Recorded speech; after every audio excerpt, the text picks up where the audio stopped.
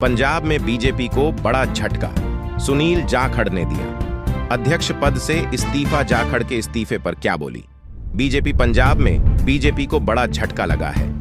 पंचायत चुनाव से पहले एक बड़ी खबर सामने आई। दरअसल बीजेपी प्रदेश अध्यक्ष सुनील जाखड़ ने अपने पद से इस्तीफा दे दिया। हालांकि कुछ देर बाद ही इस खबर का खंडन हो गया। बीजेपी ने जाख के इस्तीफा देने की खबर से इनकार किया है। हालांकि जाखड़ का यह इस्तीफा अचानक और अप्रत्याशित रूप से आया है, जिससे राजनीतिक गलियारों में हलचल मच गई है।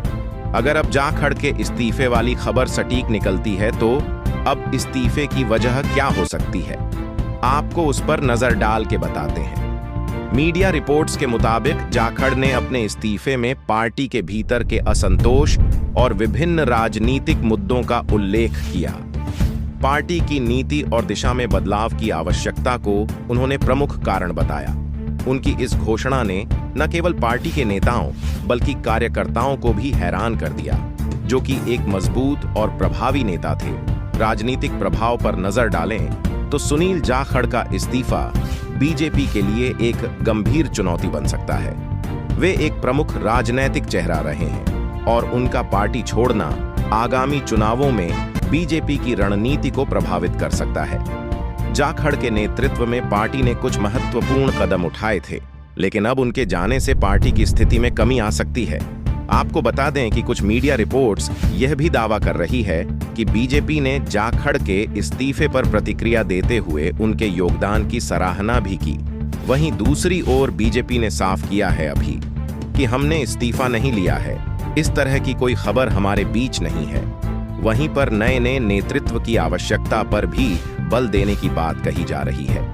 पार्टी के भीतर जाखड़ के विकल्प की भी तलाश शुरू हो चुकी है, ताकि पंजाब में बीजेपी की स्थिति को एक बार फिर से मजबूत किया जा सके। सुनील जाखड़ का इस्तीफा न केवल पंजाब में बीजेपी के लिए एक महत्वपूर्ण मोड़ हो सकता है, बल्कि यह राज्य की राजनीति में एक नई चुनौती पेश करेगा, जिससे बीजेपी की मुश्किलें बढ़ सकती हैं।